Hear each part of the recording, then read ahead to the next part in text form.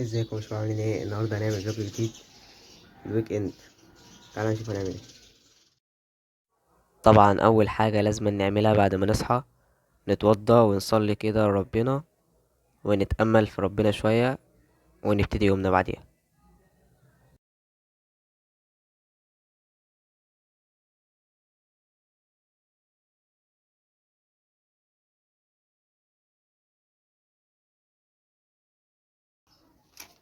بس اوعى ننسى الورد بتاعنا، لازم نقرا الورد بتاعنا بتاع كل يوم.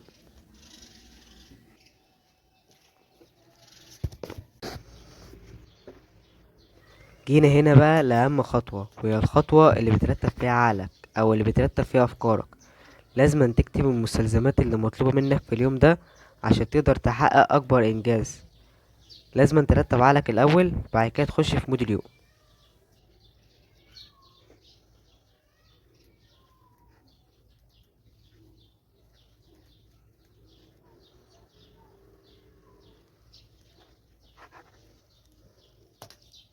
خلصنا كتابة الحاجات اللي احنا عايزين نعملها، يلا بينا نفرمها.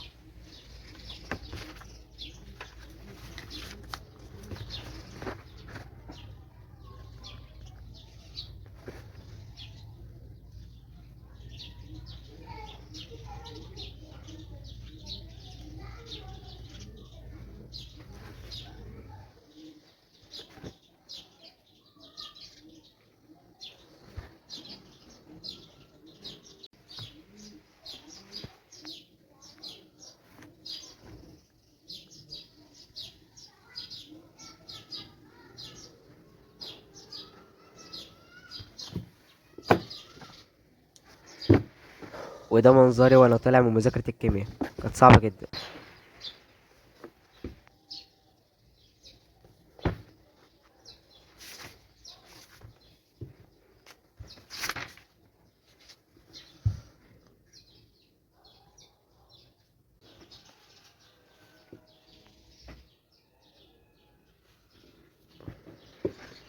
فرمنا الانجليزي، فرمنا مذاكرة يا شقيق. تعال نفطر ونشوف هنعمل ايه. فطرنا وخلصنا، تعال نخش ناخد دش ونروح نصلي الجمعة. روقنا على نفسنا واستحمينا، يلا بينا بقى نصلي الجمعة.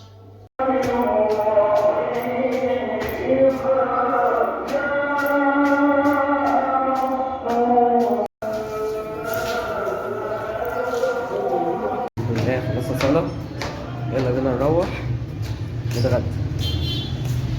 تعال نخلص آخر حتة في المذاكرة وننام. خلصنا. لو الفيديو عجبك بحاجة ما تنساش تعمل لايك. سلام.